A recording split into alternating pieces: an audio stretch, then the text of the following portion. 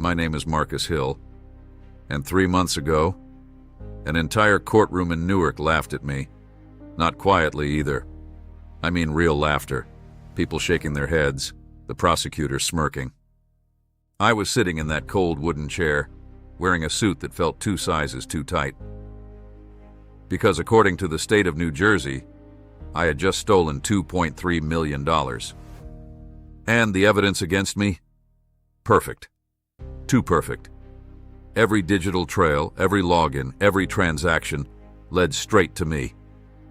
But what none of them knew was that the night they claimed I was stealing millions, I was doing something completely different, something so ordinary, no one thought it could save my life. I've lived in Jersey City my entire life. Landed a dream job as an IT analyst at Garden State Financial Services. My job was simple: maintain servers, monitor security, make sure no one hacked us. The irony of that still hits me sometimes, because according to the prosecution, I was the hacker. 8 years I worked there, never late, never written up. Then one Tuesday morning, everything changed. It was 9:12 a.m. I had just walked in, coffee in hand, when 2 men in suits were waiting by my desk. FBI. They had a printed spreadsheet, lines and lines of financial transfers, escrow accounts, client deposits, millions of dollars disappearing over 6 months. The lead agent said, "Marcus, every one of these transactions came from your credentials. My login, my workstation, my IP address. It looked airtight, but I knew one thing: I hadn't done it." By that afternoon, security escorted me out. No goodbyes, no explanations. Just a cardboard box and a walk past co-workers who refused to look me in the eye. 2 weeks later, I was officially charged. Wire fraud, financial theft. Potential sentence 20 years, 20 years, for a crime I didn't commit. They had security footage of me entering the office at night. I'd come in that weekend to fix a system outage. But that was enough to convince everyone I had a motive. The person who pushed the narrative hardest was Daniel Roth, the CFO. He testified that I was frustrated and angry about being passed over for a promotion. Daniel knew me, or so I thought. My lawyer, Rachel Kim, was the first person who actually believed me. She told me, "Marcus, innocent people lose cases all the time. We don't need explanations. We need proof." The problem was, we didn't have any. At least not yet. And the trial date was coming fast. The first week of trial felt like watching my life collapse in slow motion.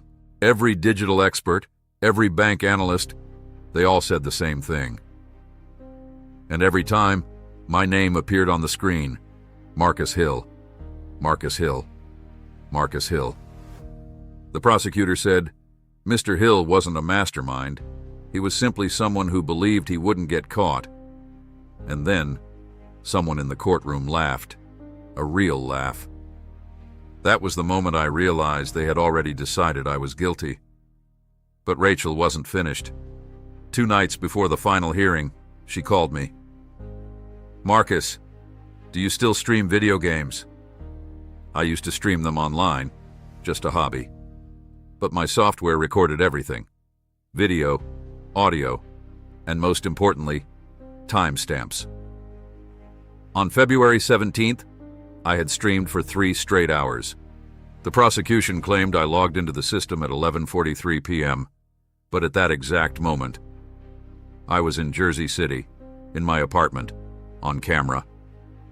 Back in court, Rachel stood calmly. "Your Honor, the defense would like to present one final piece of evidence." She looked at the clerk and said 5 words: "Play the final clip." The courtroom screen lit up, and there I was, sitting in my apartment, headset on, playing a video game, chat messages scrolling, the timestamp visible in the corner. 11:43 p.m. Silence filled the courtroom. Then Rachel showed the VPN logs. 2 logins, one under my name and one under an administrator account only 3 people could access. One of them was Daniel Roth. The laughter stopped. The smirks disappeared. Because suddenly the story made sense. Someone had cloned my credentials and framed me. 3 weeks later, the charges were dropped. Today, I still live in New Jersey, still work in cybersecurity. But I think about that courtroom and how close I came to losing everything. They forgot one thing. Sometimes, the smallest detail changes everything. So let me ask you, if you had been on that jury, would you have believed me? Or would you have laughed too? Tell me in the comments, and subscribe, because the next case is even darker.